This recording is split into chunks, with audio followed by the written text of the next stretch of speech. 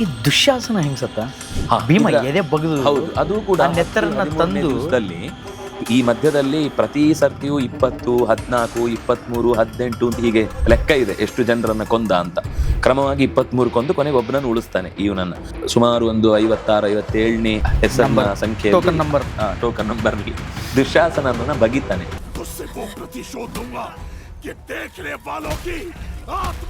ಬಗದದ್ ಹೇಗೆ ಅಂದ್ರೆ ಅವನನ್ನ ಫಸ್ಟ್ ಹೊಡಿತಾನೆ ಚೆನ್ನಾಗಿ. ಹೊಡೆದ ಮೇಲೆ ಅವನಿಗೆ ಎಲ್ಲ ನೀನ್ ಮಾಡಿದ ತಪ್ಪುಗಳು ಏನೇನು, ಕಾಲಿನಿಂದ ಕೈಯನ್ನ ನೆಲಕ್ಕೆ ಒತ್ತುತ್ತಾನೆ. ಎರಡೂ ಕಾಲಿನಿಂದ ಎರಡೂ ಕೈಗಳನ್ನು ಒತ್ತಿ ಹಿಡಿದು ಅವನ ಎದೆ ಅಂದ್ರೆ ಹೊಟ್ಟೆ ಮೇಲೆ ಕೂತು ಎದೆಯನ್ನ ಹೀಗೆ ಸೀಳಿ ಅದನ್ನ ಓಪನ್ ಮಾಡಿ ಅದರ ಮಧ್ಯದಲ್ಲಿರುವ ರಕ್ತದ ರಾಶಿಯನ್ನ ಹೀಗೆ ಹಿಡಿದು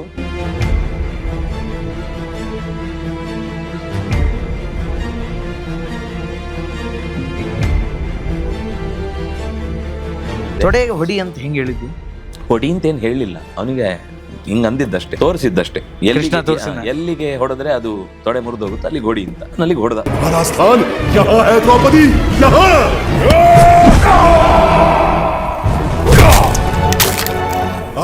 ಎಲ್ರು ನಮಸ್ಕಾರ ಮಾಡುವಾಗ ಸುಮ್ಮನಿದ್ರು. ಭೀಮ ನಮಸ್ಕಾರ ಮಾಡುವಾಗ ಕೃಷ್ಣ ತಕ್ಷಣವೇ ಭೀಮನನ್ನು ಹಿಂದಕ್ಕೆ ಕೆಳೆದು ಅಲ್ಲೇ ಒಂದು ಭೀಮನ ಆಕೃತಿ ಒಂದು ಲೋಹದ ಪ್ರತಿಮೆ ಇತ್ತು, ಅದನ್ನ ಎದುರುಗಿಡಿತು ಬಿಡ್ತಾನೆ.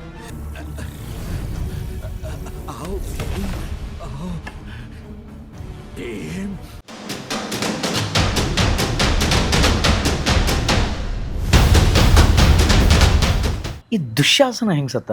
ಹಾ, ಭೀಮ ಎದೆ ಬಗ್ದು ಹೌದು, ಅದು ಕೂಡ ಆ ನೆತ್ತರನ್ನ 13ನೇ ತಂದು ದಿವಸದಲ್ಲಿ ಪಾಂಡವರ ಅಂದ್ರೆ ಈ ಮಧ್ಯದಲ್ಲಿ ಪ್ರತಿ ಸರ್ತಿಯೂ 20, 14, 23, 18 ಅಂತ ಹೀಗೆ ಲೆಕ್ಕ ಇದೆ ಎಷ್ಟು ಜನರನ್ನ ಕೊಂದ ಅಂತ. ಕ್ರಮವಾಗಿ 23 ಕೊಂದು ಕೊನೆಗೆ ಒಬ್ಬನನ್ನು ಉಳಿಸ್ತಾನೆ ಇವನನ್ನ. ಅದರಲ್ಲಿ ಸುಮಾರು ಒಂದು 56, 57ನೇ ಹೆಸರಿನ ಸಂಖ್ಯೆ ಟೋಕನ್ ನಂಬರ್ಲಿ ದುಶ್ಯಾಸನನ್ನ ಬಗಿತಾನೆ. ಬಗದದ್ ಹೇಗೆ ಅಂದ್ರೆ ಅವನನ್ನ ಫಸ್ಟ್ ಹೊಡಿತಾನೆ ಚೆನ್ನಾಗಿ. ಹೊಡೆದ ಮೇಲೆ ಅವನಿಗೆ ಎಲ್ಲ ನೀನ್ ಮಾಡಿದ ತಪ್ಪುಗಳು ಏನೇನು, ಸಭೆಯಲ್ಲಿ ಒಂದು ಹೆಣ್ಣಿನ ಮೈಗೆ ಕೈ ಹಾಕಿ ಎಳೆಯುವಷ್ಟು ಧಾರಷ್ಟೆ ನಿನ್ನ ಕೈಗೆ ಇದೆ ಅಂತಂದ್ರೆ ಅದಕ್ಕೆ ಏನ್ ಮಾಡ್ಬೇಕು ಅಂತ ಕಾಲಿನಿಂದ ಕೈಯನ್ನ ನೆಲಕ್ಕೆ ಒತ್ತುತ್ತಾನೆ. ಎರಡೂ ಕಾಲಿನಿಂದ ಎರಡೂ ಕೈಗಳನ್ನು ಒತ್ತಿ ಹಿಡಿದು ಅವನ ಎದೆ ಅಂದ್ರೆ ಹೊಟ್ಟೆ ಮೇಲೆ ಕೂತು ಕಾಲು ಮತ್ತೆ ಆ ಕಾಲ ಅವನ ಕೈ ಅಪ್ಪಚ್ಚಿ ಮಾಡಿದ್ಮೇಲೆ ಕಾಲಿನಿಂದ ಅವನ ಕುತ್ತಿಗೆಯನ್ನ ಅದು ಓದ್ಬೇಕು ಹೆಂಗಿದೆ ಅಂದ್ರೆ ನೋಡೋನಿಗೆ ಅದು ಸಿಟ್ಟು ಬರ್ಲೇಬೇಕು. ಆ ಸಿಟ್ಟು ಎದೆಯನ್ನ ಹೀಗೆ ಸೀಳಿ ಅದನ್ನ ಓಪನ್ ಮಾಡಿ ಅದರ ಮಧ್ಯದಲ್ಲಿರುವ ರಕ್ತದ ರಾಶಿಯನ್ನ ಹೀಗೆ ಹಿಡ್ಕೊಂಡು ಹೋಗ್ತಾನ. ಇಲ್ಲ, ಅಲ್ಲೇ ಎದುರುಗಡೆ ಎಲ್ಲ ಕೌರವರ ಸೈನಿಕರು ಯುದ್ಧಕ್ಕೆ ಹಾ ಅಂತ ಬರ್ತಿದ್ದಾರೆ ಇವನನ್ನು ಎದುರಿಸ್ಬೇಕು ಅಂತ. ಇಡೀ ಕೌರವ ಪಾಳೆಯನೇ ತುಂಬ್ಕೊಂಡ್ಬಿಟ್ಟಿದೆ. ಇವನು ರಕ್ತ ತೆಗೆದು ಯಾವಾಗ ಹೀಗನ್ನೋ ಅವನು ಬರೀ ತುಟಿಗೆ ತಾಕ್ಸಿದ್ದಷ್ಟೇ, ಕುಡಿದಿಲ್ಲ. ಅಮ್ಮನ ಹತ್ರ ಹೇಳ್ತಾನೆ ಮುಂದೆ ಗಾಂಧಾರಿ ಹತ್ರ, ಅಮ್ಮ ನಾನು ರಕ್ತ ಕುಡಿದಿಲ್ಲ, ಅದೊಂದು ಯುದ್ಧದ ಟೆಕ್ನಿಕ್ಕು, ಶತ್ರುಗಳನ್ನು ಹೆದರಿಸ್ಲಿಕ್ಕೆ ಮಾಡುವಂಥ ಒಂದು ತಂತ್ರ. ಹಾಗಾಗಿ ನಾನು ಅದನ್ನು ನೋಡಿ ಹೇತ್ಕೊಂಡ್ಬಿಟ್ರೆ ಎಲ್ಲ ಸತ್ಯ. ಮೂತ್ರ ವಿಸರ್ಜನೆ ಮಲ ವಿಸರ್ಜನೆ ಮಾಡಿ ಎದುರಾಳಿಗಳು ಎಲ್ಲರೂ ಅಲ್ಲಲ್ಲೇ ಮೂರ್ಛೆ ತಪ್ಪಿ ಹೋದ್ರು, ಕೆಲವರಿಗೆ ಬದುಕಲಿಕ್ಕೆ ಸಾಧ್ಯ ಅಂತ ಓಡಿಬಿಟ್ರು. ರೌದ್ರ ರೂಪ ಅಂತ ತಡೆಯಕ್ಕೆ ಏನ್ ಹೇಳ್ತಾರೆ ಅಂದ್ರೆ ಸುಮಾರು 2 ಗಂಟೆ ಕಾಲ ರಣರಂಗ ಸ್ಮಶಾನ ತರ ಮೌನವಾಗಿತ್ತಂತೆ, ಯಾರು ಎದುರು ಬರ್ಲಿಲ್ಲ. ಅವನು ಹುಲಿ ಕುಣಿತ, ಬರ್ಬರತೆ ಮತ್ತೆ ಅವನು ಹುಲಿಯ ಕುಣಿತ, ಹುಲಿ ಹಾಗೆ ಕುಣಿದಂತೆ. ಅಂದ್ರೆ ಜಗತ್ತಿನ ಮೊದಲ ಹುಲಿಯ ಕುಣಿತ ಭೀಮಸೇನ ಕುಣಿದದ್ದು. ಏನು ಪಿಲ್ಲೆ ಡ್ಯಾನ್ಸ್ ಅಂತಾರೆ ನಮ್ಮ. ಅದೇ ಅಲ್ಲಿ ಶಾರ್ದೂಲ ವಿಕ್ರೀಡಿತ ಅಂತ ಹೇಳ್ತಾರೆ. ಅಂದ್ರೆ ಹುಲಿ ಕುಣಿದ ಹಾಗೆ ಕುಣಿದು, ಅಂದ್ರೆ ಅವನು ದ್ರೌಪದಿ ಗೌಹು ಅಂತ ತಮಾಷೆ ಮಾಡಿದ್ರಲ್ಲ, ಹುಲಿ ಅಂತ ತೋರಿಸಿದ್ದು. ಅದು ನಿಜವಾದ ಹುಲಿ, ಇಲಿಗಳನ್ನು ಹುಲಿ ತೋರಿಸ್ದಂಗಲ್ಲ ಇದು. ಏನು ಹೇಳ್ತಿದ್ರು? ಆ ದ್ರೌಪದಿ ನಿಜವಾಗ್ಲೂ ಪ್ರತಿಜ್ಞೆ ಮಾಡಿದ್ಲ? ಅಂದ್ರೆ ದುರ್ಯೋಧನ ನೆತ್ತರದಿಂದಾನೇ ನಾನು ಜಡೆ ಕಟ್ಟೋದು, ಇಲ್ಲ ದುಶಾಸನನ ನೆತ್ತರದಿಂದ ಕುಡಿಯುವುದು ಅಂತ ಅನ್ನುವ ಮಾತು. ಅವಳು ಹೇಳುದೇನು ಅಂದ್ರೆ ಬಿಚ್ಚಿದ್ರೆ ಅದು ಗಂಡನಿಲ್ಲದ ಸಂಗತಿ, ನೀವೆಲ್ಲ ಇದ್ದು ಉಪಯೋಗ ಇಲ್ಲ ಆಯ್ತು ನನಗೆ, ನೀವು ಯಾವತ್ತು ಕೊಲ್ತಿರೋ ಅವತ್ತು ನಾನು ಮುಡಿ ಕಟ್ತೇನೆ ಅಂತ. ಅದು ಒಂದು ಕ್ಷತ್ರಿಯ ಹೆಣ್ಣಿನ ಒಂದು ಚಾಲೆಂಜ್ ಗಂಡಂದ್ರಿಗೆ, ಗಂಡನ ಹುರುಪೆಬ್ಬಿಸ್ಲಿಕ್ಕೆ ಮಾತು ಅಷ್ಟೇ. ಅದು ಹೊರತು ರಕ್ತವನ್ನು ಹಚ್ಚಿದ್ದು ಜಡೆ ಹೆಣೆದದ್ದು ಎಲ್ಲ ನಮಗೆ ಅದು ವಿಶಾಖದತ್ತನ ವೇಣಿ ಸಂಹಾರ ಅನ್ನುವ ನಾಟಕದಲ್ಲಿ, ತುಂಬ ಒಳ್ಳೆ ನಾಟಕ, ತುಂಬಾ ಚೆನ್ನಾಗಿರೋ ನಾಟಕ. ಅದರಲ್ಲೇ ಅವರು ವೇಣಿ ಸಂಹಾರ ಅಂದ್ರೆ ಸೇರಿಸುದು, ನಮ್ಮ ಸಂಹಾರ ಅಂದ್ರೆ ಜಡೆ ಕತ್ತರಿಸುವುದು ಅನ್ಕೋತೀವಿ, ಅಲ್ಲ, ಸಮಾಹಾರ ಸೇರಿಸುವುದು ಅಂತ ಅರ್ಥ. ಆ ಥರ ದುಶ್ಯಾಸನನ ಮರಣ ಆಯಿತು. ಆಗ ಅವನು ಮನ್ಯು ಸೂಕ್ತವನ್ನು ಕಾಣ್ತಾನೆ ಆ ರಕ್ತವನ್ನು ಹಿಡಿದಾಗ. ಎಸ್ತೆ ಮನ್ಯೋ ವಿದಧ್ವಜ್ರ ಸಹಾಯಕ ಸಹವೋಜ ಪುಷ್ಯತೆ ವಿಶ್ವಮಾನುಷಕ್ ಅನ್ನುವ 14 ಮಂತ್ರಗಳ ವಿಶಿಷ್ಟವಾದ ಚಿಂತನೆಯನ್ನು ಅವನು ಕಂಡದ್ದು ಅಲ್ಲಿ ಮನ್ಯ ಸೂಕ್ತ. ಅಂದ್ರೆ ನಿಜವಾಗಿ ಕೃಷ್ಣ ಏನು ಹೇಳಿದ, ಯುದ್ಧ ಅಂದ್ರೆ ಒಂದು ಪೂಜೆ, ಅಧ್ವರ, ಅದೊಂದು ಯಜ್ಞ ಅಂತ ಅದನ್ನು ಅವನು ಮಾಡಿ ತೋರಿಸ್ತಾನೆ. ಅಲ್ಲಿ ದ್ವೇಷ ಇರಲಿಲ್ಲ, ಕೋಪ ಇರಲಿಲ್ಲ, ತಪ್ಪಿಗೆ ಶಿಕ್ಷೆ ಕೊಡುವ ದೃಢತೆ ಇತ್ತು. ಕೃಷ್ಣನಿಗೆ ಅರ್ಪಿಸುವ ಹರಿಭಕ್ತಿಯ ಭಾವದಿಂದ ಒಪ್ಪಿಸುವ ಪ್ರಾಮಾಣಿಕವಾದ ಭಕ್ತಿ ಇತ್ತು. ಅದರಿಂದ ಲಾಭ ನಷ್ಟದ ಪ್ರಶ್ನೆ ಯೋಚನೆ ಇಲ್ಲ. ತಪ್ಪು ಮಾಡಿದನು ಶಿಕ್ಷೆ ಅಷ್ಟೇ. ಸೇಮ್ ಹಾಗೇನೆ ದುರ್ಯೋಧನನ ಪ್ರಸಂಗದಲ್ಲೂ ನಡೆಯುತ್ತೆ. ಅವನು ದ್ವೈಪಾಯನ ಸರೋವರಕ್ಕೆ ಹೋಗಿ ಅಡಗಿ ಕೂತ್ಕೊಳ್ತಾನೆ, ರಾತ್ರಿ ಹೆದರ್ಕೊಂಡು ಓಡೋಗ್ಬಿಡ್ತಾನೆ. ಇವ್ರು ಎಲ್ಲಿ ಹುಡುಕಿದ್ರು ಸಿಗ್ಲಿಲ್ಲ. ಕೊನೆಗೆ ಎಷ್ಟು ಚೆನ್ನಾಗಿದೆ ಅಂದರೆ ಭಾರತದಲ್ಲಿ ಭೀಮಸೇನ ಒಂದಿಷ್ಟು ಜನರನ್ನ, ಕಾಡು ಜನರನ್ನ ಕರೀತಾನೆ. ಕರೆದು ಎಲ್ಲಿ ಹೋಗಿದ್ದಾನೆ ದುರ್ಯೋಧನ ನೋಡಿದ್ರ? ಅವ್ರು ಹೇಳ್ತಾರೆ ಇಲ್ಲಿ ಹೋದ ಅಂತ. ಅಂದ್ರೆ ಮೊದಲೇ ಅವನು ಎಲ್ಲಾ ಕಡೆಯಲ್ಲೂ ಅವರಿಗೆಲ್ಲ ದಕ್ಷಿಣೆ ಕೊಡ್ತಾನೆ, ಸಂಭಾವನೆ ಕೊಡ್ತಾನೆ ಕಾಡಿನ ಜನರಿಗೆ. ನೀವು ಎಲ್ಲಾ ಕಡೆ ಏನೇನ್ ಮೂವ್ಮೆಂಟ್ ಬೇರೆ ಶತ್ರು ಪಕ್ಷದಿಂದ ಆಗ್ತಾ ಇದೆ ಅದು ನನಗೆ ವರದಿ ಮಾಡಬೇಕು ಅಂತ ಅವರೇ ಹೇಳ್ತಾರೆ. ಬಂದು ದುರ್ಯೋಧನ ದ್ವೈಪಾಯನ ಸರೋವರದಲ್ಲಿ ಹೋಗಿ ಅಡಗಿ ಕೂತಿದ್ದಾನೆ ಅಂತ. ನೀನು ಎಲ್ಲಿ ಅಡಗಿ ಕೂತ್ರು ನಾವು ಬರ್ತೇವೆ ಅಂತ ಹೇಳ್ಕೊಂಡೇ ಬರ್ತಾರೆ ಅಲ್ಲಿಗೆಲ್ಲ ಪಾಂಡವರು. ಅದರಲ್ಲಿ ಉಳಿದಿದ್ದು ಒಂದು ರೀತಿಯಲ್ಲಿ ಸಾತ್ಯಕಿ, ಈಚೆಯಿಂದ ಕೃತವರ್ಮ, ಇಲ್ಲಿ ಪಾಂಡವರ 5 ಜನ, ದ್ರೌಪದಿಯರು ಅಂದ್ರೆ ದ್ರೌಪದಿಯ ಮಕ್ಕಳು. ಅವರ ಯುದ್ಧ ಪ್ರಸಂಗವು ತುಂಬಾ ಚೆನ್ನಾಗಿದೆ ನೋಡಿ. 18 ದಿವಸ ಉಳಿದಿದ್ದಾರೆ ಅಂದ್ರೆ ಅವ್ರು ಎಂತ ತಾಕತ್ತು. ದ್ರೌಪದಿ 5 ಜನ ಮಕ್ಕಳು, ಪ್ರತಿವಿಂಧ್ಯ, ಶ್ರುತಹೋಮ, ಶ್ರುತಕೀರ್ತಿ, ಶತಾನೀಕ ಅನ್ನುವಂಥ 5 ಜನ ಮಂದಿ ಅದ್ಭುತವಾದ ಯುದ್ಧದ ಕಲೆ ಇದ್ದವರು. ಯಾಕೆಂದ್ರೆ ಕೃಷ್ಣನಿಂದ ಟ್ರೈನ್ ಆದವರು. ಯುದ್ಧದಲ್ಲಿ ಓಡಿ ಹೋಗಿ ಹೆದರ್ಕೊಂಡು ಕೂತಿದ್ಯಾ ಅಂತ ಎಲ್ಲರೂ ಬೈದ್ರೆ ಅವನು ಅಲ್ಲಾಡುದಿಲ್ಲ, ಒಳಗೆ ತಪಸ್ ಮಾಡ್ತಾ ಇರ್ತಾನೆ. ಯಾಕೆಂದ್ರೆ ಮತ್ತೆ ತನ್ನ ಆ ಮಂತ್ರಗಳ ಜಪದಿಂದ ಸತ್ತು ಹೋದ ಅಷ್ಟೂ ಸೈನ್ಯವನ್ನು ಮರಳಿ ಪಡಿತೇನೆ ಅಂತ ಅವನದ್ದೊಂದು ಹುಚ್ಚು ಕಲ್ಪನೆ. ಆಗ ಧರ್ಮರಾಜ ಚೆನ್ನಾಗಿ ಬೈತಾನೆ. ಬೇರೆ ಯಾರು ಬೈದ್ರು ಅವನಿಗೆ ತಲೆಗೆ ಹೋಗಲ್ಲ. ಧರ್ಮರಾಜ ಹೇಳುವಾಗ ಸಿಟ್ಟು ಬರುತ್ತೆ. ಎಂತ ಹೆದರು ಪುಕ್ಕ ನೀನು, ಹೀಗೆಲ್ಲಾದ್ರೂ ಅಡಗಿ ಕೂಡ್ದಾನೆ, ಕುರು ವಂಶದ ಮರ್ಯಾದೆ ಎಲ್ಲೂ ಹೋಯ್ತು, ನೀನು ಎಂಥ ಉಪಯೋಗ ಇಲ್ಲದವನು. ನಾವು ಕಾಡಿನಲ್ಲಿ ಇದ್ರೂ ಕೂಡ ಹೀಗೆ ಯಾವತ್ತೂ ಅಡಗಿ ಕೂತಿಲ್ಲ ಎಲ್ಲಿಯೂ ಕೂಡ. ಎದ್ದು ಬರ್ತಾನೆ, ಸಿಟ್ಟಿನಿಂದ ಮೈ ಊರಿದ ಎದ್ದು ಬರ್ತಾನೆ. ಅದನ್ನ ನೀರೊಳಗೆದ್ದು ಬೆಮರ್ದನ್ ಹೊರಗೆ ಬತಾಕನ್ ಅಂತ, ನೀರೊಳಗೆದ್ದು ನೀರೊಳಗಿದ್ದು ಬೆವರಿದ್ದಾನೆ ಅಂದ್ರೆ ಅಷ್ಟು ಸಿಟ್ಟು ಮತ್ತೆ ಅವರ ಹೆದರಿಕೆ. ಪಾಂಡವರು ನನ್ನನ್ನು ಕೊಂದು ಬಿಡ್ತಾರೆ ಅನ್ನುವ ಭಯಕ್ಕೆ ಬೆವರಿ ಒಳಗೆ ಬೆವರಿದ್ದು ಅವನಿಗೆ ಅನುಭವಕ್ಕೆ ಬರುತ್ತೆ. ಹಾಗೆ ಎದ್ದು ಬರ್ತಾನೆ.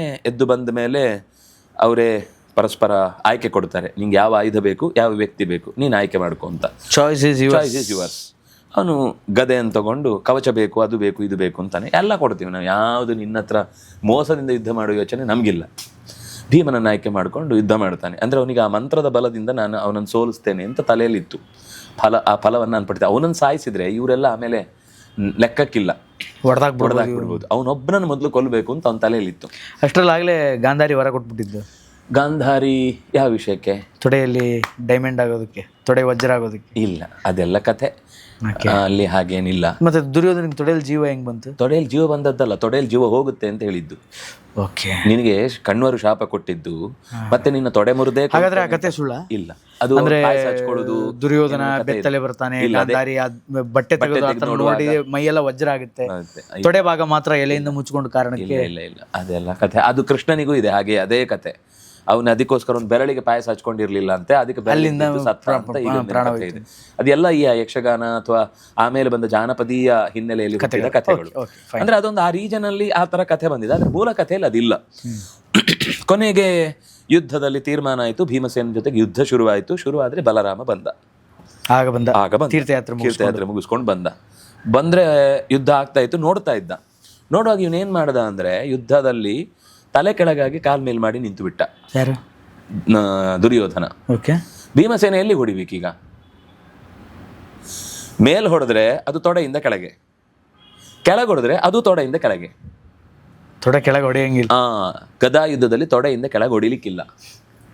ರೂಲ್ಸ್ ಅದ. ರೂಲ್ಸ್. ಶಬಾಷ್. ಮೇಲೆ ಹೊಡಿಬೇಕು, ಕಾಲಿಗೆ, ಕೈಗೆ, ಬನ್ನಿಗೆ, ಕೆಳಭಾಗಕ್ಕೆ ಹೊಡಿಲಿಕ್ಕಿಲ್ಲ, ಅಂಡಿಗೆಲ್ಲ ಹೊಡಿಲಿಕ್ಕಿಲ್ಲ. ಇವನೇನ್ ಮಾಡಿದೆ, ಏನ್ ಮಾಡುದು ಈಗ?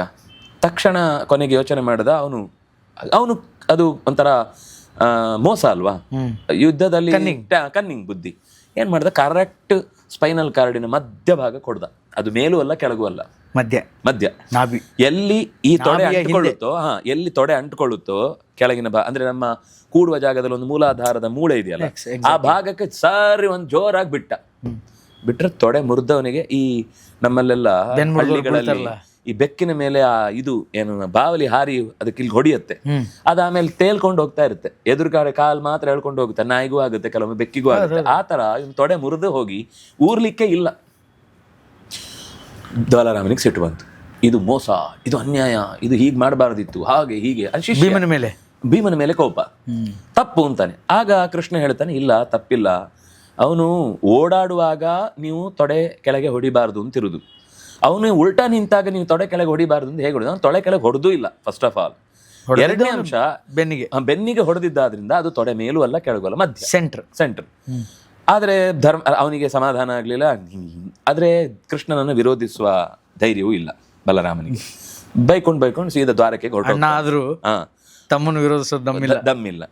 ಕೊನೆಗೆ ಧರ್ಮರಾಜನಿಗೆ ಅವನೇನು ಹೇಳ್ತಾನೆ ಅಂದ್ರೆ, ಸತ್ತಿಲ್ಲ ಪುಣ್ಯಾತ್ಮ, ಸಾಯದೆ ಬೇರೆ ಬೇರೆ ನಾನಿಷ್ಟು ಧರ್ಮ ಮಾಡಿದ್ದೇನೆ, ಅಷ್ಟು ಧರ್ಮ ಮಾಡಿದ್ದೇನೆ, ನನ್ನಂತಹ ಧರ್ಮಿಷ್ಠನನ್ನು ಕೊಂದಿ ನಿನಗೆ ಏನಾಗುತ್ತೆ, ನೀನು ಭೀಷ್ಮಾಚಾರ್ಯನ ಶಿಖಂಡಿಯನ್ನು ಎದುರಿಟ್ಟುಕೊಂಡ್ರಿ, ಅಶ್ವತ್ಥಾಮನ ಹೆಸರಿನಲ್ಲಿ ಹೇಳಿ ದ್ರೋಣಾಚಾರ್ಯ, ನೀವೆಲ್ಲ ದುರ್ಯೋಧನ ಬೇಕು ಅಂತ ಧರ್ಮರಾಜನ ತಲೆ ಕೆಡುವುದಕ್ಕೆ ಒಂದಿಷ್ಟು ವಿಷಯ ಹೇಳ್ದ. ಯಾರಿಗೂ ತಲೆ ಕೆಡ್ಲಿಲ್ಲ.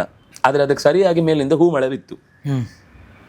ಅವನಿಗೆ ನಾನು ಹೇಳುದೆಲ್ಲ ಸರಿ ಅಂತ ಭ್ರಮೆ ಬಂತ. ದೇವತೆಗಳು ಯಾಕೆ ಮಾಡಿದ್ರು ಅಂದ್ರೆ, ನೀವು ಮಾಡಿದ್ದೆಲ್ಲ ಸರಿ ಅಂತ, ನಿಮ್ಗೆ ಮಾಡಿದ್ದು. ಅದು ಅವನಿಗೆ ಏನನ್ನಿಸ್ತು, ನಾನು ಹೇಳಿದ್ದು ಸರಿ ಅನ್ನೋ ಕಾರಣಕ್ಕೆ ಹೂ ಬಿತ್ತು ಅನ್ನೋ ಕಲ್ಪನೆಯಲ್ಲಿ ದುರ್ಯೋಧನ ಅವನಲ್ಲಿ ದೃಢತೆ ಆಯ್ತು, ತಾನು ಮಾಡಿದ್ದು ಸರಿ ಅಂತ. ಆದ್ರೆ ಧರ್ಮರಾಜನ ತಲೆಯಲ್ಲಿ ಹೂ ಬಿತ್ತು ಅಂದ್ರೆ ಅವ್ನು ಮಾಡಿದ್ದೆ ಸರಿ ಇರ್ಬೇಕಲ್ಲ, ನಾವು ಅನ್ಯಾಯ ಮಾಡಿದ್ವಲ್ಲ, ಅನ್ಯಾಯದಿಂದ ಯುದ್ಧಕ್ಕೆ ಕನ್ಫ್ಯೂಸ್ ಆದ. ಅಷ್ಟೇ ಬೇಕಿದ್ದದ ಅವನಿಗೆ, ಅದೇ ಎಕ್ಸಿಕ್ಯೂಟ್ ಆಯ್ತು. ಕೊನೆಗೆ ಈ ಕಡೆ ಪಾಂಡವರನ್ನ ಕರ್ಕೊಂಡು ಬಂದು ಯಾರು ಧೃತರಾಷ್ಟ್ರ ಮತ್ತೆ ಗಾಂಧಾರಿ ಹತ್ರ ಹೋಗಿ ಮಾತಾಡಿ ನಮಸ್ಕಾರ ಮಾಡಿ, ಅಂದ್ರೆ ಎಲ್ಲರೂ ಸತ್ರು. ಇವನಿ ಅವತ್ತು ರಾತ್ರಿ ಆಗಿದೆ, ಎಲ್ಲ ತೋಳ ನರಿಕಾಗೆ ಎಲ್ಲ ಕಿತ್ತು ಅವನನ್ನ ಕಿತ್ತು ತಿಂತಾ ಇದೆ. ಹೊಡಿ ಅಂತ ಹೆಂಗೆ ಹೇಳಿದ್ದು? ಹೊಡಿ ಅಂತ ಏನು ಹೇಳಲಿಲ್ಲ ಅವನಿಗೆ, ಹಿಂಗೆ ಅಂದಿದ್ದಷ್ಟೇ, ತೋರಿಸಿದ್ದಷ್ಟೇ. ಎಲ್ಲಿಗೆ ಹೊಡೆದ್ರೆ ಅದು ತೊಡೆ ಮುರಿದೋಗುತ್ತೆ ಅಲ್ಲಿಗೆ ಹೊಡಿ ಅಂತ. ಅಲ್ಲಿಗೆ ಹೊಡೆದ. ಎಲ್ಲರೂ ನಮಸ್ಕಾರ ಮಾಡುವಾಗ ಸುಮ್ಮನಿದ್ರು. ಭೀಮ ನಮಸ್ಕಾರ ಮಾಡುವಾಗ ಕೃಷ್ಣ ತಕ್ಷಣವೇ ಭೀಮನನ್ನು ಹಿಂದಕ್ಕೆ ಕೇಳಿದು, ಅಲ್ಲೇ ಒಂದು ಭೀಮನ ಆಕೃತಿಯ ಒಂದು ಲೋಹದ ಪ್ರತಿಮೆ ಇತ್ತು, ಅದನ್ನು ಎದುರುಗಿಡಿತು ಬಿಡ್ತಾನೆ. ಯಾರು? ಕೃಷ್ಣ. ಯಾರಿಗೆ ನಮಸ್ಕಾರ ಮಾಡುವಾಗ? ಧೃತರಾಷ್ಟ್ರನಿಗೆ ನಮಸ್ಕಾರ ಮಾಡುವಾಗ ಅವನು ಅಯ್ಯೋ ಅಂತ ಹತ್ತು ಹಿಡ್ಕೊಂಡು ಅದನ್ನ ಬಿಡದೆ ಗಟ್ಟಿ ಹಿಡಿದು ಆ ಲೋಹವನ್ನೇ ಪುಡಿ ಮಾಡಿ ಬಿಡ್ತಾನೆ ಧೃತರಾಷ್ಟ್ರ. ಆಗ ಏನು ಧೃತರಾಷ್ಟ್ರ ಏನಿದೆ ಮನಸ್ಸಿನಲ್ಲಿ? ಕೃಷ್ಣ ಕೇಳ್ತಾನೆ, ಅಯ್ಯೋ ಭೀಮ ಸತ್ನ ಅಂತ ಕೇಳ್ತಾನೆ. ಕೃಷ್ಣ ಕೇಳ್ತಾನೆ. ಅದಕ್ಕೆ ಧೃತರಾಷ್ಟ್ರ, ಭೀಮ ಸತ್ನ, ನೀನು ಇಂಥದ್ದು ಮಾಡ್ತೀವಿ ಅಂತ ಗೊತ್ತುಂಟು ನೋಡಿ, ಈಗ ಬರ್ತಾನೆ ಭೀಮಸೇನ ಅಂತ ಈಗ ಹೆಸರು ಹೇಳಿ ನಮಸ್ಕಾರ ಮಾಡ್ತಾನೆ. ತಪ್ಪಾಯಿತು ಅಂತ ಹತ್ತು ಬಿಡ್ತಾನೆ. ನನ್ನಿಂದ ನನಗೆ ಮಗನನ್ನು ಕಳ್ಕೊಂಡ ವ್ಯಥೆಯಿಂದ ಹಾಗೆ ಮಾಡಿದೆ. ಆಮೇಲೆ ಎಲ್ಲರೂ ನಮಸ್ಕಾರ ಮಾಡಿ ಮುಗಿದ ಮೇಲೆ ಗಾಂಧಾರಿ ನಮಸ್ಕಾರ ಮಾಡುವಾಗ, ಕೃಷ್ಣ ನಮಸ್ಕಾರ ಮಾಡುವಾಗ ಅವಳು ಸ್ವಲ್ಪ ಕೋಪ ಬರುತ್ತೆ ಅವಳಿಗೆ. ಮಕ್ಕಳ ಒಂದು ಮಗುವನ್ನು ಅಮ್ಮ ಅಂತ ಹೇಳಿ ಕುಡಿಸ್ಲಿಲ್ಲಲ್ಲ ನೀನು ಎಲ್ಲ ಈ ಮಕ್ಕಳನ್ನು ಕೊಲ್ಲಿಕ್ಕೆ ಕಾರಣ, ನಿನ್ನಿಂದಾಗಿ ಯುದ್ಧ ಆಯಿತು, ನಿನ್ನ ವಂಶವು ಹೀಗೇ ನಾಶ ಆಗಲಿ ಅಂತ ಶಪಿಸ್ತಾಳೆ. ಕೃಷ್ಣಂಗೆ ಶಾಪ ಕೊಡ್ತಾಳೆ. ಕೃಷ್ಣ ಹೇಳ್ತಾನೆ, ಥ್ಯಾಂಕ್ಸ್, ನಾನು ಈ ಯಾದವರನ್ನು ಹೀಗೆ ವಾಪಸ್ ಕರ್ಕೊಂಡು ಹೋಗೋದು ಹೇಗೆ ಅಂತ ಯೋಚನೆ ಮಾಡ್ತಿದ್ದೆ, ನೀನೇ ವಂಶ ನಿರ್ವಂಶ ಆಗಲಿ ಅಂತ ಕೊಟ್ಟ ಮೇಲೆ ಕಲಿಯುಗ ಆರಂಭ ಆಗಬೇಕು ಅಂದ್ರೆ ಅವರೆಲ್ಲ ಇಲ್ಲಿ ಇರಬಾರ್ದು. ಅಂದ್ರೆ ಕಲಿಯುಗ ಆರಂಭ ಆಗೋದಕ್ಕೆ ಗಾಂಧಾರಿ ಶಾಪನೇ ಕಾರಣ ಆಯಿತು ಒಂದು ರೀತಿಯಲ್ಲಿ. ಆಯಿತು. ಮತ್ತೆ ವಾಪಸ್ಸು ರಣರಂಗಕ್ಕೆ ಬಂದರು. ರಣರಂಗಕ್ಕೆ ಬಂದು ಆ ರಥವನ್ನು ತಗೊಂಡು ಬಂದು ಆ ಶಿಬಿರದಲ್ಲಿ ಇರಿಸುವ ಪ್ರಸಂಗ. ಅವನ ರಥ ಅದ್ಭುತ. ಅದು ಮೇಲೆ ಇಷ್ಟು ಆಗ್ಲಿಕ್ಕೇನು ಕಾರಣ ಅಂತ ಎಲ್ಲರೂ ಚರ್ಚೆ ಮಾಡುವಾಗ ಹೇಳೋದೇನೆಂದ್ರೆ, ಮೇಲೆ ಕೂತ ಹನುಮಂತ, ಅದು ಕಪಿಧ್ವಜ. ಹನುಮಂತ ರೂಪದಿಂದಲೂ ಇದ್ದ, ಹನುಮಂತನ ಚಿತ್ರ ಇರುವ ಬಾವುಟವೂ ಅವನಿಗಿತ್ತು. ಯಾರಿಗೆ? ಅರ್ಜುನನಿಗೆ. ಆದರೆ ಭೀಮಸೇನ ಆ ಸೌಗಂಧಿಕ ಪುಷ್ಪವನ್ನು ತರ್ಲಿಕ್ಕೆ ಹೋದಾಗ ಹನುಮಂತನ ಜೊತೆಗೆ ಭೇಟಿ ಆಗುತ್ತಲ್ವ, ನಿನಗೇನು ಬೇಕು ಅಂತ ಕೇಳ್ತಾನೆ. ನನಗೇನು ಬೇಡ, ನನ್ನ ತಮ್ಮನ ರಥದಲ್ಲಿ ನೀನು ಕೂಡಬೇಕು ಅಂತ ಭೀಮ ಕೇಳಿರ್ತಾನೆ. ಭೀಮ ಯಾವಾಗಲೂ ಅರ್ಜುನನಿಗೆ ಏನು ಬೇಕೋ ಅದನ್ನು ಮಾಡ್ತಿದ್ದ. ಅಂದ್ರೆ ಮೇನ್ ಸ್ಟ್ರೀಮಿಗೆ ಬರ್ತಿರ್ಲಿಲ್ಲ ತಾನು ಏನು ಮಾಡಿದ್ರು ಕೂಡ, ಅದನ್ನು ಅರ್ಜುನನಿಗೆ ಬಿಟ್ಕೊಡ್ತಿದ್ದ. ಅಂದ್ರೆ ದ್ರುಪದನನ್ನು ಹೊಡೆದದ್ದು ಮೊದಲು ಭೀಮನೇ, ಆದರೆ ಸೆರೆ ಹಿಡಿಲಿಕ್ಕೆ ಬಿಟ್ಟದ್ದು ಅರ್ಜುನನನ್ನ. ನೀವು ಕೇಳಿದ್ದೆಲ್ಲ ತಂದು ಕೊಡ್ತೇನೆ, ಕೇಳಿದ್ದೆಲ್ಲ ಗುರುದಕ್ಷಿಣೆ ನೀಡ್ತೇನೆ ಅಂತ ಯಾರು ನೀಡ್ತೀರಿ ಅಂತ ಕೇಳಿದಾಗ ಕೈ ತಟ್ಟಿ ಅರ್ಜುನ್ ನೀನು ಹೇಳು, ನಾನು ನೋಡ್ಕೋತೇನೆ ಅಂತ ಹೇಳ್ತಾನೆ. ಅರ್ಜುನ ಕೈ ಎತ್ತಾನೆ. ಆ ಧೈರ್ಯ ಕೊಡೋದು. ಇದು ಒಂದು ಕಡೆ ಅಲ್ಲ, ಎಲ್ಲಾ ಯುದ್ಧದಲ್ಲೂ ಮೊದಲೊಮ್ಮೆ ಕ್ಲಿಯರ್ ಮಾಡಿ ಆಮೇಲೆ ಅರ್ಜುನನ ಮುಂದೆ ಬಿಡುದು. ಇದು ಅವರ ಮಧ್ಯೆ ಇದ್ದ ಒಂದು ಒಳ್ಳೆಯ ಬಾಂಡೇಜ್, ಅಣ್ಣ ತಮ್ಮಂದರ ನಡುವಿನ ಸಂಬಂಧ. ಹಾಗಾಗಿ ಅರ್ಜುನ ಭೀಮನ ಒಂದು ವಿಶೇಷವಾದ ಒಂದು ಪ್ರೀತಿಯಿಂದಾಗಿ ಹನುಮಂತನನ್ನು ತನ್ನ ರಥದಲ್ಲಿ ಇಟ್ಟುಕೊಂಡಿದ್ದ. ಕೃಷ್ಣನು ಜೊತೆಗಿದ್ದ. ಕೃಷ್ಣ ಅರ್ಜುನನಿಗೆ ಹೇಳ್ತಾನೆ, ಇಳಿ ಕೆಳಗೆ ಅಂತ. ಅವನಿಗೆ ಮತ್ತೆ ತಲೆಯಲ್ಲಿ ಬಂದ್ಬಿಟ್ಟಿದೆ, ರಥಿಕ ನಾನು, ಸಾರಥಿ ನೀನು, ಇಳಿ ಕೆಳಗೆ ಅಂತ. ಅದಕ್ಕೆ ಕೃಷ್ಣ ಹೇಳ್ತಾನೆ, ನಾನು ಹೇಳಿದ್ರೆ ನೀನು ಇರಲ್ಲ ಆಮೇಲೆ ಅಂತ. ಯಾಕೆ ಅಂತ ಕೇಳಿದ.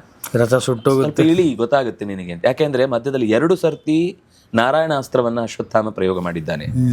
ಆಮೇಲೆ ಎಷ್ಟೋ ರಾಜರು ಬೇರೆ ಬೇರೆ ಅಸ್ತ್ರಗಳನ್ನು ಪ್ರಯೋಗ ಮಾಡಿದ್ರು, ಅದು ಸರ್ಪಾಸ್ತ್ರ ಕರ್ಣ ಪ್ರಯೋಗ ಮಾಡಿದ್ದು, ಅಶ್ವಸೇನ ಅನ್ನುವಂಥ ಒಬ್ಬ ಮಯನಿಂದ ಯಾರು ಕಾಂಡವದ ಹಣದಲ್ಲಿ ತಪ್ಪಿಸಿಕೊಂಡಂಥವನು, ಅವ್ನು ಕೊಲ್ಬೇಕು ಅಂತಾನೆ ಬಂದಿರ್ತಾನೆ. ಆಗ್ಲೂ ಕೃಷ್ಣನೇ ರಕ್ಷಣೆ ಮಾಡಿದ್ದವನನ್ನ. ಆ ರಥವನ್ನ 4 ಅಂಗುಲ ಕೆಳಗೆ ತಳ್ಳಿದ್ರಿಂದ ಅವನು ಕುತ್ತಿಗೆಗೆ ಅಡ್ಡ ಹಿಡಿದದ್ದನ್ನ ಹಣೆಯ ಮೇಲಿನ ಕಿರೀಟ ಮಾತ್ರ ಹಾರಿ ಹೋಯ್ತು, ಇಲ್ಲ ಅಂದ್ರೆ ಅವ್ನ ತಲೆ ಹೋಗ್ತಿತ್ತು.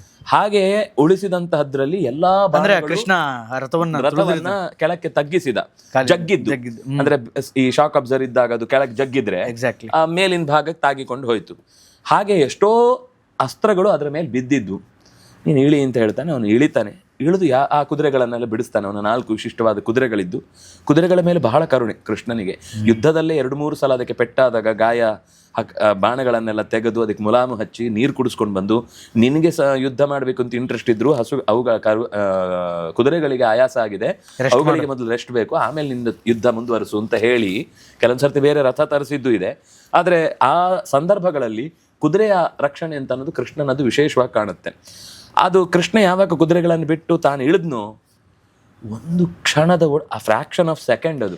ಅಂದ್ರೆ ವಾಯುದೇವರು ಕೂಡ ಧ್ವಜದಿಂದ ಹೋಗ್ತಾರೆ, ಅವರು ಹೊರಟು ಬಿಡ್ತಾರೆ. ಯಾಕಂದ್ರೆ ಕೃಷ್ಣ ಹೊರಡುವಾಗ ಅವರು ಹೊರಟ್ರೆ ಗೂಟ ಕಿತ್ತಾಗದು, ಎಲ್ಲ ಒಟ್ಟಿಗೆ ಬಂದ್ಬಿಡುತ್ತೆ. ಅದರಲ್ಲಿದ್ದು ಎಲ್ಲರೂ ಕೂಡ ಹೊರಟು ಬಿಡ್ತಾರೆ.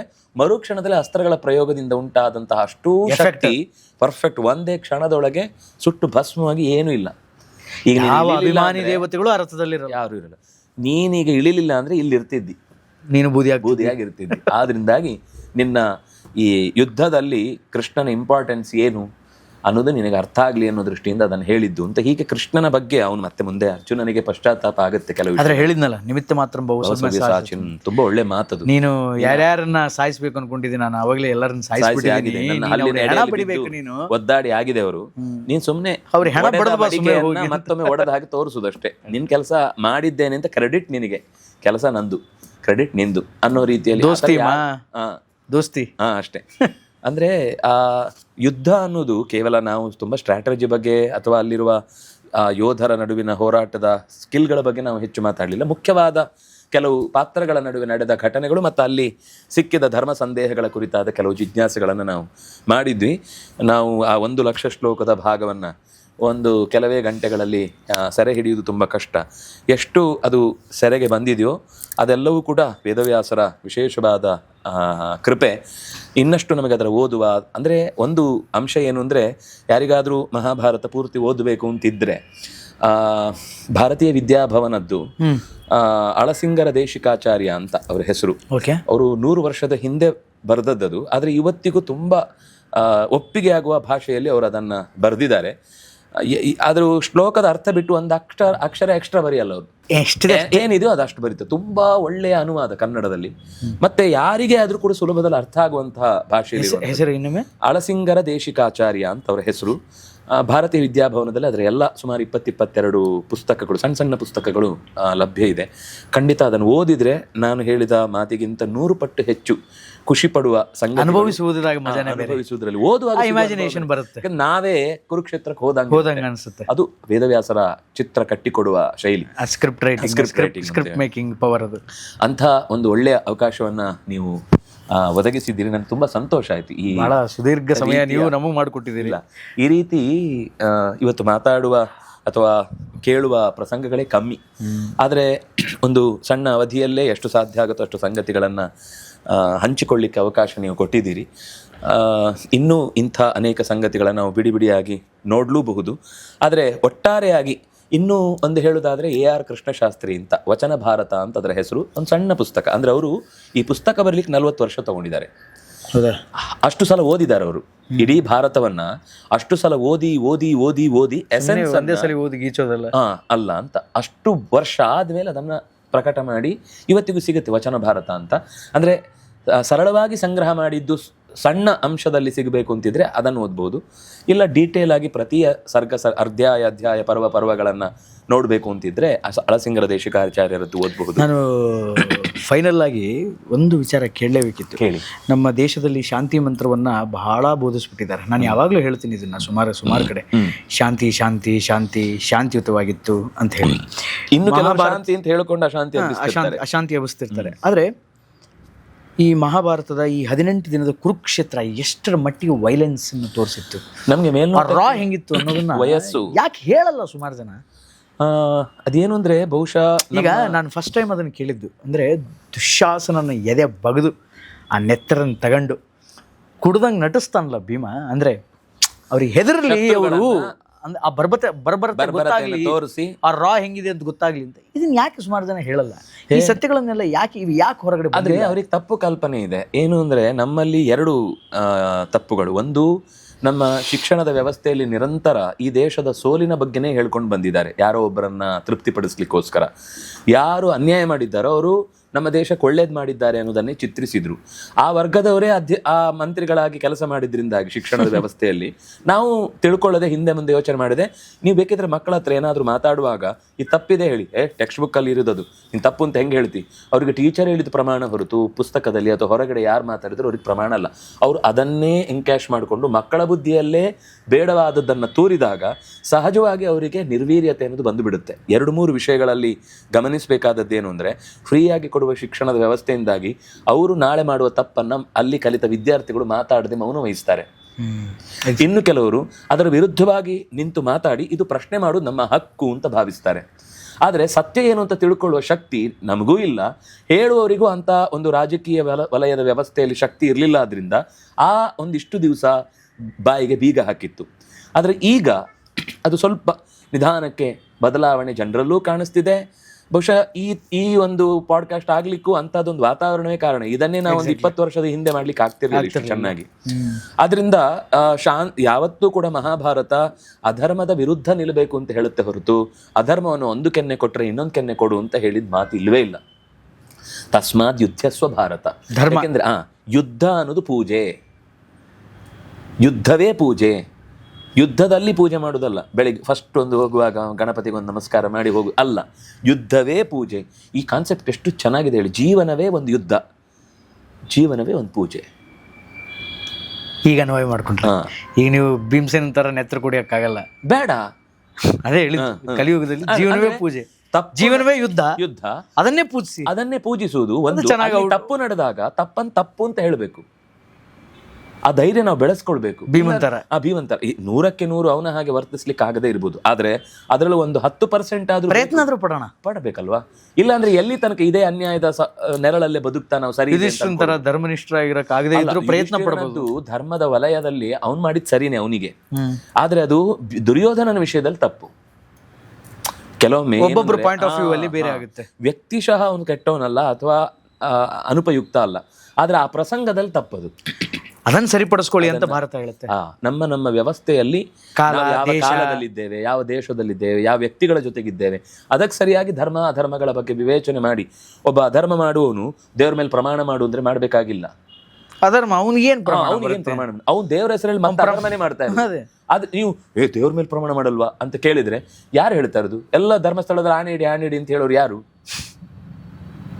ಅವ್ರು ಹೇಳಿದ್ದಕ್ಕೆ ಹೋಗಿ ಆಣೆ ಇಡಬೇಕಾಗಿಲ್ಲ. ನಮ್ಗೆ ಸತ್ಯ ಗೊತ್ತಿದೆ ಅಂತಂದಾಗ ಅದನ್ನು ಯಥಾವತ್ತಾಗಿ ಅದು ಜೀವನದಲ್ಲಿ ನಮಗೊಂದು ಧೈರ್ಯ. ದೇವರನ್ನೋ ವಿಷಯದಲ್ಲಿ ನಾವು ಸುಳ್ಳು ಹೇಳಬಾರ್ದು, ತಪ್ಪು ಮಾಡಬಾರ್ದು ಅನ್ನೋದಕ್ಕೋಸ್ಕರ ನಾನು ಹೇಳೋದಷ್ಟೇ ಹೊರತು ನಮ್ಮ ಅಪೇಕ್ಷೆಗಳನ್ನು ಈಡೇರಿಸಿಕೊಳ್ಳಿಕ್ಕೆ ಅಲ್ಲಿಗೆ ಪ್ರಮಾಣ ಇಡುದು, ಆಣೆ ಇಡುದು ಸರಿಯಲ್ಲ. ದುರ್ಯೋಧನ ಜಿದ್ದು ಬೇಕು ಅಂತೀರಾ? ದುರ್ಯೋಧನನ ಜಿದ್ದು, ಯಾಕಂದ್ರೆ ಆ ಜಿದ್ದಿನಿಂದಾನೇ ಅವನು ಸ್ವರ್ಗ ಸೇರದ. ಇಷ್ಟೇ ಕಾಲ ನಾವು ಅನ್ಕೊಳ್ಳೋದು ಅದೇ. 2 ನಿಮಿಷದನ್ನ ಹೈಲೈಟ್ ಮಾಡ್ತೀವಿ. 100 ಒಳ್ಳೆ ಗುಣಗಳಿದ್ರೆ ಅವನಲ್ಲಿ ಒಂದೇ ಗುಣ ತಪ್ಪು ಅಂತೀವಿ. 100 ತಪ್ಪು ಗುಣದಲ್ಲಿ ಇರುವ ಒಂದೇ ಒಳ್ಳೆ ಗುಣವನ್ನ ಹೈಲೈಟ್ ಮಾಡ್ತೀವಿ. ಅದರಿಂದಾಗಿ ನಮ್ಮಲ್ಲಿ ನಾಯಕರಿಗೆ ಸರಿಯಾಗಿ ದುರ್ಯೋಧನನ ಪಾತ್ರ ಮಾಡ್ತೀವಿ ನಾವು. ಎಕ್ಸಾಕ್ಟ್ಲಿ. ನಮಗೆ ದುರ್ಯೋಧನನ ಪ್ರಕಾರ ನಾಯಕ ಬೇಕು. ಆ ನಾಯಕನ ರೇಜ್ ಹಾಳಾಗುತ್ತೆ, ಆ ನಾಯಕನ ಸಾಮಾಜಿಕ ಛಾಪ ಕಮ್ಮಿ ಆಗುತ್ತೆ ಅಂತ ನಾವು ದುರ್ಯೋಧನನ ಪಾತ್ರ ಚೇಂಜ್ ಮಾಡುವುದಲ್ಲ. ಇದೆಲ್ಲ ನಮಗೆ ಅದೇ ಏನಾಯ್ತು, ಪುಣ್ಯಕ್ಕೆ ಅವರು ಹೆಸರಿಡಬೇಕಾದ್ರೆ ಮುನಿರತ್ನನ ಕುರುಕ್ಷೇತ್ರ ಅಂತ ಇಟ್ಟದ್ರಿಂದ ವೇದವ್ಯಾಸರದಲ್ಲ ಅಂತ ಫಿಕ್ಸ್ ಆಯ್ತು, ನಾವು ಸುಮ್ಮನಾದ್ವಿ. ಆದ್ರಿಂದ ಅದರಲ್ಲಿ ಅಸಂಬದ್ಧಗಳ ಕಲಾಪ ಇದೆ. ಇದು ಒಂದು ಕಡೆ ಅಲ್ಲ, ಇಂಥದ್ದು ಅನೇಕ ಧಾರಾವಾಹಿಗಳು, ನಾಟಕಗಳು, ಒಳ್ಳೆ ಪ್ರಯತ್ನಗಳು ಇವೆ, ಇಲ್ಲ ಅಂತ ನಾನು ಹೇಳ್ತಿಲ್ಲ. ಆದರೆ ದೊಡ್ಡ ಪ್ರಮಾಣದಲ್ಲಿ ಕೆಡಿಸುವ ಪ್ರಯತ್ನಗಳೇ ಜಾಸ್ತಿ ಇದೆ.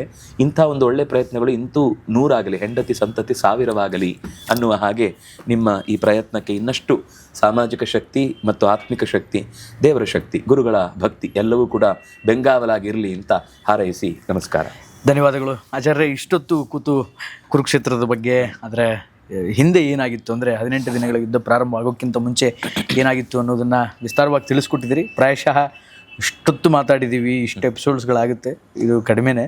ಅಲ್ಲೆಲ್ಲೆಲ್ಲಿ ಸ್ಕಿಪ್ ಮಾಡಿ ಮಾತಾಡಿದೀವಿ. ಹಾರಿಸಿ ಹೋಗಿದ್ದೀವಿ. ಲಕ್ಷಾಂತರ ಶ್ಲೋಕಗಳನ್ನು ಒಳಗೊಂಡಿರ್ತಕ್ಕಂತಹ ಭಾರತ, ಮಹಾಭಾರತ ಅಂತ ಮಹಾಭಾರತದ ವಿಚಾರಗಳನ್ನ ಅಲ್ಪಾವಧಿಯಲ್ಲಿ ಮಾತಾಡೋದು ಸಾಮಾನ್ಯವಾದ ಸಂಗತಿ ಅಲ್ಲ. 50ನೇ ವರ್ಷದ ನಂತರದ ಕತೆ ಮಾತ್ರ ನೋಡಿದೀವಿ. 50 ವರ್ಷದ ಹಿಂದಿದ್ದು ಇನ್ನೂ ತುಂಬಾ ಇದೆ. ಪಾಂಡವರು 50 ವರ್ಷ ಆದ್ಮೇಲೆ ಏನೇನ್ ಮಾಡಿದ್ರು ಅನ್ನೋದನ್ನ ನೋಡಿದೀವಿ. ಬಿಫೋರ್ ಹಾಫ್ ಸೆಂಚುರಿ ಏನ್ ಮಾಡಿದ್ರು ಅನ್ನೋದನ್ನ ನೋಡಿಲ್ಲ. ಆಫ್ಟರ್ ಹಾಫ್ ಸೆಂಚುರಿ ನಾವು ನೋಡಿದೀವಿ. ಅಂಡ್ ಚಾಪ್ಟರ್ 1 ಮತ್ತೆ ತೆಗೆಯೋಣ ಖಂಡಿತ. ಚಾಪ್ಟರ್ 2 ನೆಕ್ಸ್ಟ್ ಚಾಪ್ಟರ್ 1 ಈ ಮಂಗಳಾಚರಣೆ ಮಾಡಿ ಆಮೇಲೆ ಮೂಲ ಗ್ರಂಥಕ್ಕೆ ಬರ್ತಾರೆ. ಹಾಗೆ ನಾವು ಎಂಡಿಂಗ್ ಇಂದ ಮತ್ತೆ ವಾಪಸ್ ಮೂಲಕ್ಕೆ ಬರ್ಬೋದು. ಖಂಡಿತ ಬರೋಣ. ಅಂಡ್ ಈ ಮಹಾಭಾರತದ ಕ್ಯಾರೆಕ್ಟರ್ಗಳಿಂದ, ಒಂದೊಂದು ಪಾತ್ರದಿಂದ ಇವತ್ತಿಗೂ ಜೀವನದ ಅನುಭವವನ್ನು ಕಲಿಬಹುದು, ಜೀವನದ ತತ್ವವನ್ನು ಕಲಿಬಹುದು, ಹೆಂಗೆ ಜೀವಿಸಬೇಕು, ಧರ್ಮನಿಷ್ಠೆಯಿಂದ ಹೆಂಗೆ ಬದುಕನ್ನು ನಡೆಸಬೇಕು ಅನ್ನುವಂತಹ ಕಲಿಕೆ ಈ ಗ್ರಂಥಗಳಲ್ಲಿ ಇದೆ. ವ್ಯಾಸರು ಅದನ್ನು ತೋರಿಸ್ಕೊಟ್ಟು ಸಾರ್ವಕಾಲಿಕವಾದದ್ದು.